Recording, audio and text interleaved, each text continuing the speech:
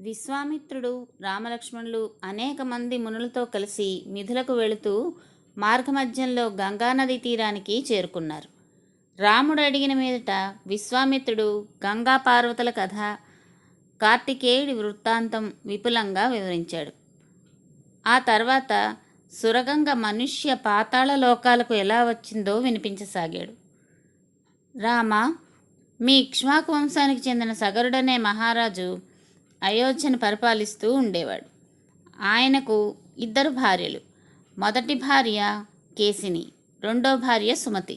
సంతానం కోసం ఆ రాజు హిమాలయాల్లో భృగు ప్రశ్రవణం అనే పర్వతంపై 100 సంవత్సరాలు తపస్సు చేశాడు. ఆ తపస్సుకు మెచ్చి భృగు మహర్షి ప్రత్యక్షమై, మహారాజా, నీకు ఒక భార్య వలన వంశాన్ని నిలబట్టే కొడుకు, మరో భార్య వలన మహాబలశాలురైన 60,000 మంది పుత్రులు కలుగుతారు అంటూ వరమిచ్చాడు. అది విన్న మొదటి భార్య కేసిని వంశోద్ధారకుడైన ఒక్క కుమారుడు కావాలని అడిగింది. రెండో భార్య సుమతి మహాబలులైన 60,000 మంది కొడుకులను కోరుకుంది. వాళ్ళు అయోధ్యకు తిరిగి వచ్చిన కొన్నాళ్లకు కేసినికి ఒక కుమారుడు కలిగాడు. సగరుడు ఆ కుమారుడికి అసమంజుడు అనే పేరు పెట్టాడు. సుమతి గుండ్రని సొరకాయ లాంటి పిండాన్ని ప్రసవించింది. దాన్ని పగలగొట్టేసరికి అందులో నుంచి 60,000 మంది పుత్రులు బయటకు వచ్చారు. వారిని నేతికుండలలో భద్రపరిచారు. అందరూ పెరిగి పెద్దవారయ్యారు. అయితే సగరుడి పెద్ద కుమారుడైన అసమంజుడు అమాయకులను సజ్జనులను బాధిస్తూ క్రూరుడు అనిపించుకున్నాడు. అతడి ప్రవర్తనతో విసిగిపోయిన రాజు సగరుడు అసమంజుడిని దేశం నుంచి వెళ్ళగొట్టాడు. ఆ అసమంజుడి కుమారుడైన అంశుమంతుడు మాత్రం పరాక్రమవంతుడై దేశ ప్రజలందరి చేత మంచివాడు అనిపించుకున్నాడు. కొంతకాలానికి రాజు సగరుడు ఒక మహాయజ్ఞాన్ని తలపెట్టాడు అంటూ విశ్వామిత్రుడు చెప్పుకొచ్చాడు. అంతా విన్న రాముడు ఎంతో కుతూహలంతో, మహాత్మా, మా వంశానికి చెందిన సగర మహారాజు చేసిన ఆ యజ్ఞం గురించి వివరంగా తెలుసుకోవాలని ఉంది అంటూ వినయంగా అడిగాడు. విశ్వామిత్రుడు మళ్ళీ చెప్పడం ప్రారంభించాడు. రామ, సగరుడు ఆ మహాయజ్ఞాన్ని హిమాలయానికి వింధ్య పర్వతానికి మధ్య గల ఆర్యావర్తం అనే ప్రదేశంలో నిర్వహించాడు. యజ్ఞ ప్రక్రియలో భాగంగా యాగాశ్వాన్ని వదిలారు. సగరుడి మనవడైన అంశుమంతుడు ధనుర్బాణాలు ధరించి ఆ అశ్వానికి రక్షణగా వెళ్ళాడు. అప్పుడు దేవేంద్రుడు ఓ రాక్షసుడి రూపంలో వచ్చి ఆ గుర్రాన్ని అపహరించాడు. సగరుడి చేత యజ్ఞం చేయిస్తున్న ఋత్విజులు ఆ విషయాన్ని వెంటనే గ్రహించి, రాజా, ఎవరో యాగాశ్వాన్ని మాయం చేశారు. ఇలా జరగడం మంచిది కాదు కనుక దాన్ని తిరిగి తీసుకువచ్చే ఏర్పాటు చేయి అంటూ సూచించారు. సగరుడు వెంటనే తన 60,000 మంది కొడుకులను పిలిపించి, మీరంతా వెంటనే బయలుదేరి భూమండలం అంతా వెతికి యాగాశ్వాన్ని తీసుకురండి, అవసరమైతే పాతాళానికి కూడా వెళ్ళండి అంటూ ఆజ్ఞాపించాడు. తండ్రి ఆదేశాన్ని అనుసరించి మహాబలవంతులైన 60,000 మంది పుత్రులు భూమి మొత్తాన్ని గాలించారు.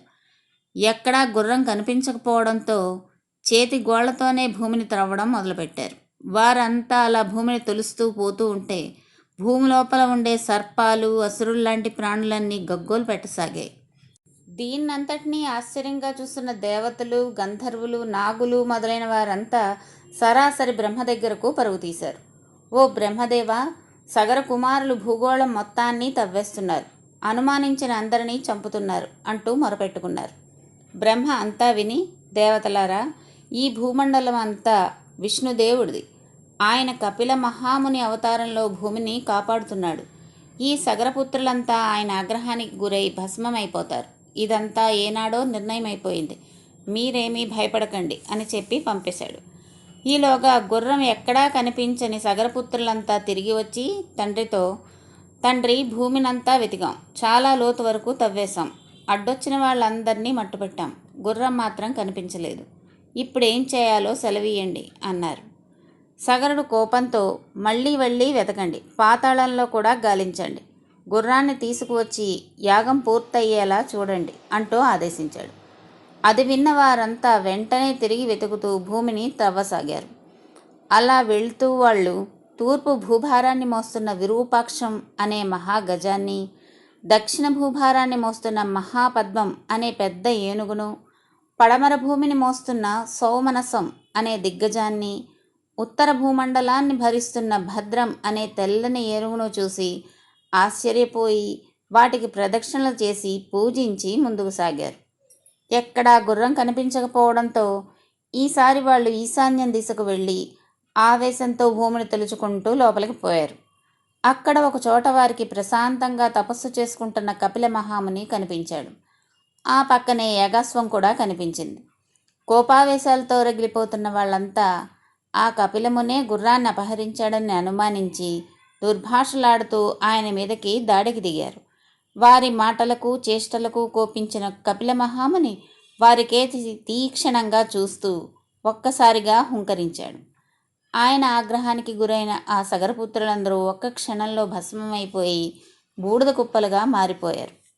యాగం మధ్యలో ఉన్న సగర మహారాజు తన కుమారులు ఎంతకాలానికి రాకపోవడంతో మనోడైన అంశుమంతుడిని పిలిచి, నాయన, నీ పినతండ్రులంతా ఏమయ్యారో తెలియటం లేదు. ధనుర్బాణాలు ధరించి నువ్వు వెంటనే బయలుదేరు. భూమి కడుగున ఉండే ప్రాణులు పెద్ద పెద్ద ఆకారాలతో ఉంటాయి. మంచిగా ఉండే వాటిని పూజించు, అడ్డగించిన వారిని చంపు, యాగాశ్వాన్ని తీసుకువచ్చి యాగం పూర్తి చేయించు అంటూ పంపించాడు. అంశుమంతుడు వెంటనే తగిన ఆయుధాలన్నీ ధరించి పినతండ్రులు తవ్విన మార్గంలోనే వెతుకుతూ వెళ్ళి భూభారాన్ని మోస్తున్న దిగ్గజాలను చూశాడు. వాటికి తల వంచి నమస్కరించి గుర్రం జాడ గురించి వినయంగా అడిగాడు. ఆ గజాలన్నీ అతని మాట తీరుకు ముచ్చటపడి, త్వరలోనే నువ్వు యాగాశ్వాన్ని కనుగొంటావు, ముందుకు సాగు అంటూ పలికాయి. ఆ ప్రకారంగానే వెళ్ళిన అంశుమంతుడు చివరికి తన పినతండ్రులందరూ బూడిద కుప్పలుగా మారిన ప్రదేశానికి చేరుకున్నాడు. తన పినతండ్రులంతా మరణించారని గ్రహించిన అతడు ఎంతగానో విచారించాడు. ఆ బాధ నుండి తేరుకున్నాక వారికి తర్పణాలు ఇవ్వాలని భావించి నీటి కోసం వెతకసాగాడు. అక్కడ అతడికి గరుత్మంతుడు కనిపించాడు. సగరుడి భార్య అయిన సుమతి గరుత్మంతునికి సోదరి కావడంతో సగర పుత్రులందరికీ అతడు మేనమామ అవుతాడు. అంశుమంతుడిని గమనించిన గరుత్మంతుడు అతడితో, నాయనా, బాధపడకు. నీ పినతండ్రులు కపిల మహర్షి కోపానికి గురి అయ్యారు. ఇదంతా లోకహితం కోసమే జరిగింది. వీళ్ళందరూ ఉత్తమ లోకాలకు వెళ్ళాలంటే సురగంగ పాతాళానికి రావాలి. ముందు నువ్వు యాగాశ్వాన్ని తీసుకువెళ్ళి నీ తాతగారు తలపెట్టిన యజ్ఞాన్ని పూర్తి చేయించు అంటూ సూచించాడు. గరుత్మంతుడి ఆదేశం ప్రకారం అంశుమంతుడు యాగాశ్వాన్ని తీసుకుని తాతగారైన సగరుడి దగ్గరకు వెళ్ళి జరిగినదంతా చెప్పాడు. తన కుమారుల మరణవార్త విన్న సగరుడు ఎంతగానో దుఃఖించి ఆ తర్వాత విధి విధానాల ప్రకారం మిగిలిన యజ్ఞాన్ని పూర్తి చేశాడు. సురగంగను కిందకి తీసుకువచ్చే మార్గం తెలియక ఆ దిగులుతోనే సగర మహారాజు మరణించాడు. ఆయన తర్వాత మనముడు అంశుమంతుడు రాజయ్యాడు. అతని కుమారుడు దిలీపుడు. అంశుమంతుడు చాలా కాలం ప్రజారంజకంగా పరిపాలించి తన కుమారుడికి రాజ్యభారాన్ని అప్పగించాడు. సురగంగను భూమి మీదకు దించాలనే కోరికతో హిమాలయాలకు వెళ్ళి తీవ్రమైన తపస్సు చేసి ఆ కోరిక తీరకుండానే స్వర్గస్థుడయ్యాడు. దిలీపుడు కూడా తన తాతలకు ఉత్తమ గతులను కల్పించడానికి ఎన్నో ప్రయత్నాలు చేసినా సరైన నిర్ణయం తీసుకోలేకపోయాడు. 30,000 ఏళ్లపాటు రాజ్యపాలన చేసి ఎన్నో యాగాలు నిర్వహించి ధార్మికుడిగా పేరుగాంచి తనువు చాలించాడు. దిలీపుడు కుమారుడే భగీరథుడు. తండ్రి తర్వాత రాజైన అతడికి సంతానం లేకపోయింది.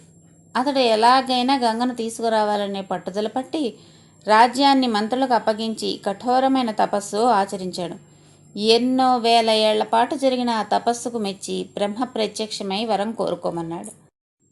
బ్రహ్మదేవ, సగర పుత్రులందరికీ ఉత్తమగతులు కలిగేలా నేను గంగాజలాలతో తర్పణాలు అర్పించగలిగేలా అనుగ్రహించు. మా ఇక్ష్వాకు వంశానికి సంతానాన్ని ప్రసాదించు అంటూ భగీరథుడు కోరుకున్నాడు. అందుకు బ్రహ్మ, నాయనా, ఆకాశగంగ కిందికి దిగి వచ్చేటప్పుడు ఆ వేగాన్ని భరించి ధరించగలిగేవాడు పరమశివుడు ఒక్కడే. అందుకు శివుడిని ప్రసన్నం చేసుకో అని సూచించాడు. అప్పుడు భగీరథుడు మళ్ళీ శివుడి కోసం తపస్సు ప్రారంభించాడు. ఒక కాలి బొటన వేలిపై నిలబడి చేతులు పైకెత్తి కేవలం గాలి మాత్రమే ఆహారంగా తీసుకుని తీవ్రమైన తపస్సు చేశాడు. అలా ఏడాది పాటు తపస్సు చేయగా పరమశివుడు ప్రత్యక్షమై, భగీరథ, నీ కోరికను నేను నెరవేరుస్తాను, సురగంగను భరిస్తాను అని వరమిచ్చాడు. అప్పుడు సురగంగ కిందికి దిగిరావడానికి కదిలింది. మహావేగాన్ని అందుకుంది. సురగంగ తనలో తాను శివుడు కూడా కొట్టుకుపోయి పాతాళానికి చేరేంతగా ప్రవహిస్తాను అని అనుకుంది.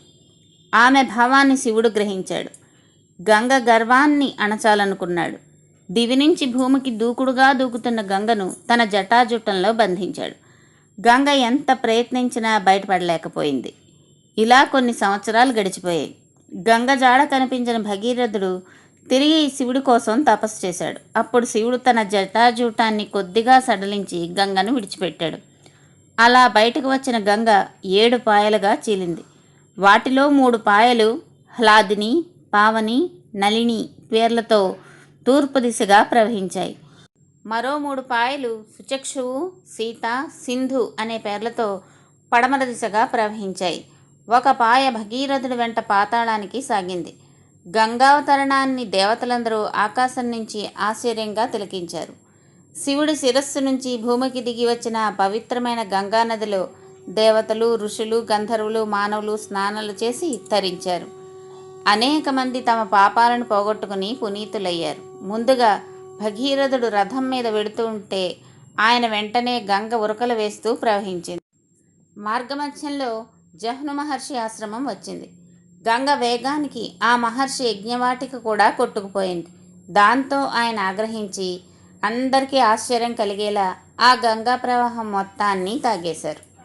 భగీరథుడు, దేవతలు, గంధర్వులు, ఋషులు కలిసి ప్రార్థించేసరికి జహ్ను మహర్షి శాంతించి తన చెవుల ద్వారా తిరిగి వదిలాడు. అప్పటి నుంచి గంగకు జాహ్నవి అనే పేరు కూడా కలిగింది. రామ మరల గంగానది భగీరథుడి వెంట ప్రయాణించి సాగరాన్ని చేరి అక్కడి నుండి పాతాళానికి ప్రవేశించింది. ఆమె ప్రవాహం సగరపుత్రుల భస్మరాసులను తాకగానే వాళ్ళంతా తమ పాపాలను పోగొట్టుకుని స్వర్గానికి చేరారు. అప్పుడు బ్రహ్మ ప్రత్యక్షమై భగీరథుని ఆశీర్వదించాడు. భగీరథ, నీ ముత్తాతలైన సగరపుత్రులందరూ స్వర్గానికి చేరుకున్నారు. సాగరాలు ఉన్నంతకాలం వాళ్ళు అక్కడ ఉంటారు. అనేక కష్టాలకు ఓర్చుకుని సురగంగను కిందికి తీసుకువచ్చిన నీ కీర్తి చిరకాలం ఉంటుంది. ఇక మీదట గంగను నీ కూతురిగా భాగీరథి అని పిలుస్తారు. 3 లోకాల్లో ప్రవహించడం వల్ల త్రిపథగా అనే పేరు పొందుతుంది. నీ పూర్వీకులైన సగర మహారాజుకి కానీ, అంశమంతుడికి కానీ, నీ తండ్రి దిలీపుడికి కానీ సాధ్యం కాని పనిని నువ్వు నెరవేర్చావు అని మెచ్చుకున్నాడు. రామ, భగీరథుడు అప్పుడు ఆ పవిత్రమైన గంగాజలాలతో తన పూర్వీకులకు తర్పణాలు విడిచి రాజ్యానికి చేరుకుని ఎంతో కాలం పరిపాలించాడు. ఈ గంగావతరణ కథ ఐశ్వర్యాన్ని, కీర్తిని, ఆయుర్దాయాన్ని, సంతానాన్ని కలిగిస్తుంది. ఈ వృత్తాంతాన్ని వినిపించిన వారి పితృదేవతలందరూ కృతార్థులవుతారు అంటూ విశ్వామిత్రుడు ముగించాడు. ఆ రాత్రి వారందరూ ఆ గంగా తీరంలోనే విశ్రమించారు. జై శ్రీరామ్.